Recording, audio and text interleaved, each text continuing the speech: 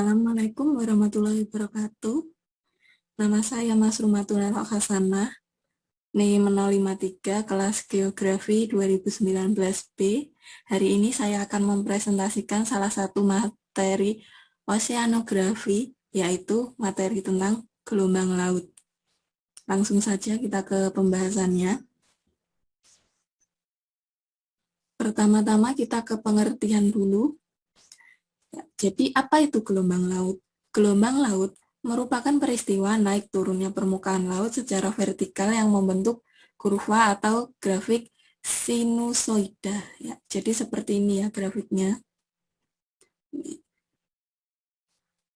Adapun gelombang laut itu dapat terjadi dikarenakan adanya angin. Angin ini merupakan udara yang bergerak karena perbedaan suhu. Jadi, sehingga menghasilkan gelombang laut itu tadi. Angin di atas lautan mentransfer energinya ke perairan, menyebabkan riak-riak, alun, atau bukit dan berubah menjadi apa yang kita sebut sebagai gelombang. Jadi ini ya, ini adalah bukitnya, sementara ini adalah lembah. Terus bukit, lalu lembah, begitu seterusnya, yang membentuk grafik sinusoida. Selanjutnya, kita ke faktor-faktor yang mempengaruhi gelombang. Yaitu ada 3, yaitu angin, geometri laut, dan yang terakhir adalah gempa. Kenapa angin bisa mempengaruhi gelombang? Itu dikarenakan adanya yang pertama kecepatan angin, lalu ada panjang atau jarak hembusan angin, dan yang terakhir adalah waktu atau lamanya hembusan angin. Jadi misal semakin cepat kecepatan anginnya, gelombangnya otomatis juga akan menjadi semakin besar. Lalu kemudian ada geometri laut. Itu dikarenakan topografi atau profil laut dan bentuk pantainya. Apakah bentuk pantainya itu terjal seperti ini atau topografi yang landai. Begitu.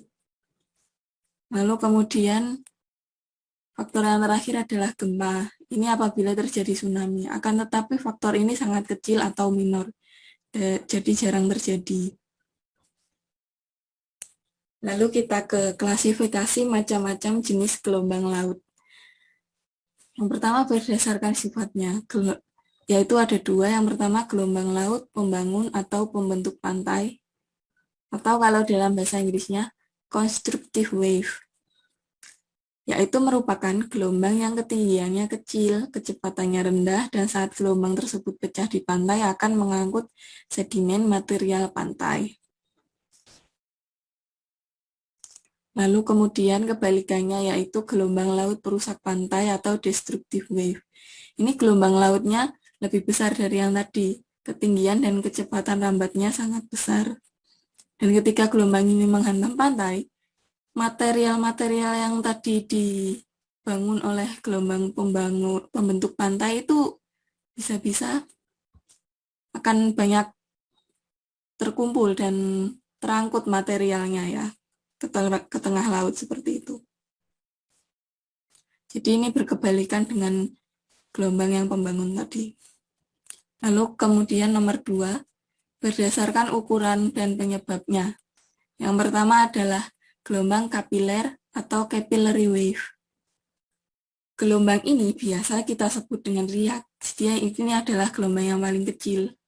Gelombang kapiler ini memiliki panjang gelombangnya sekitar 1,7 meter dan periodenya kurang dari 0,2 detik. Adapun penyebabnya karena tegangan permukaan dan tiupan angin yang tidak terlalu kuat.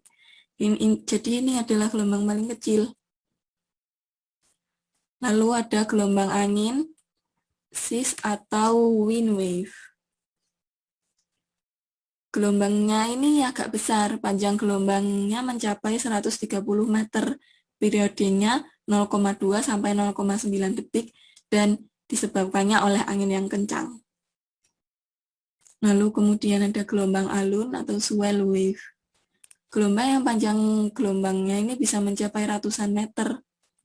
Periodenya itu 0,9 sampai 15 detik dan disebabkan oleh angin yang bertiup lama. Lalu ada gelombang pasang surut atau tidal wave. Seperti namanya, gelombang ini disebabkan oleh pasang surut air laut. Gelombang ini panjang gelombangnya bisa mencapai beberapa kilometer. Periodenya antara 5 sampai 25 jam. Jadi ini adalah yang terlama dan disebabkan oleh fluktuasi gaya gravitasi matahari dan bulan. Itu tadi yang menyebabkan pasang surutnya air laut.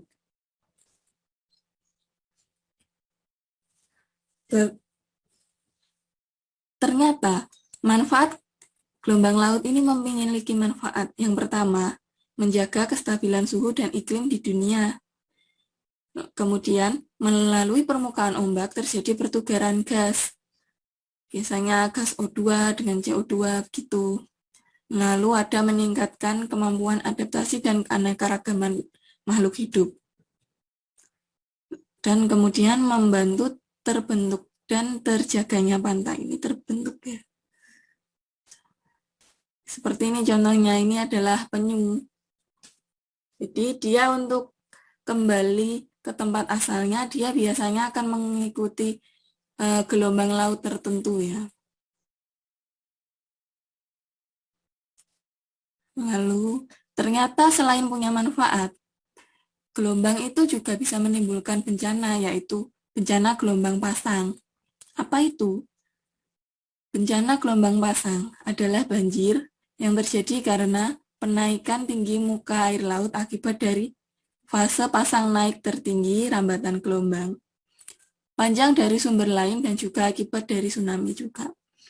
Fase pasang naik tertinggi berdampak pada tergenangnya daerah-daerah di pesisir pantai dan dekat laut dalam jangka waktu tertentu.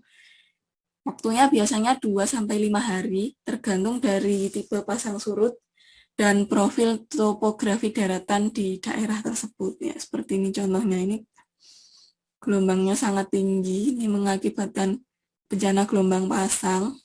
Ini sangat berbahaya bagi rumah-rumah yang ada di tepi pantai seperti ini. Jadi untuk mengantisipasi bencana gelombang pasang, kita perlu penanganannya. Apa itu? Yang pertama, mengantisipasi masyarakat dengan memberikan pengeringatan dini kepada masyarakat dari data hasil perakiraan cuaca melalui radio atau alat komunikasi dan media-media lainnya. Yang kedua, bagi para pelayar, pelaut, maupun nelayan, ini hindari daerah yang mengalami cuaca buruk atau sebaiknya jangan dulu berlayar saat cuacanya sedang ekstrim. Yang ketiga, mempersiapkan tempat pengungsian apabila terjadi gelombang pasang di pesisir pantai.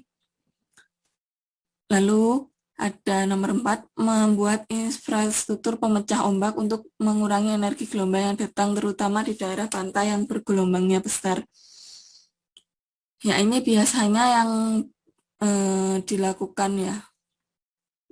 Misal di pantai-pantai yang landai atau yang tidak punya mangrove, itu dibuat infrastrukturnya seperti ini. Lalu yang terakhir, ini yang paling penting, tetap tenang jika terjadi gelombang pasang di tengah laut maupun di pinggir. Karena kepanikan itu hanya akan memperparah kondisi. Sebaiknya kita tetap tenang. Oke, selanjutnya kita ke penyelamatan diri saat terjadi gelombang pasang. Ini dibedakan menjadi 2. Yang pertama, jika Anda berada di tepi pantai, apa yang harus dilakukan? Yang pertama, yaitu adalah segeralah berlari ke tempat yang lebih tinggi dan memberitahu kepada orang-orang yang berada di sekitar tepi pantai tentang adanya gelombang pasang yang akan datang. Lalu kemudian, bagaimana jika kita berada di dalam kapal atau di tengah laut? Kita sebisa mungkin harus menjauhi daerah yang terkena cuaca buruk dan gelombang pasang. Bagi nelayan atau orang-orang yang suka berpergian, traveling di laut, seperti itu, diimbau untuk membatalkan pelayarannya terlebih dahulu apabila melihat kondisi karakteristik terjadinya gelombang pasang. Ya, jadi ini adalah sumber-sumber yang saya gunakan untuk membuat PowerPoint ini. Sekian. Terima kasih telah mendengarkan. Wassalamualaikum warahmatullahi wabarakatuh.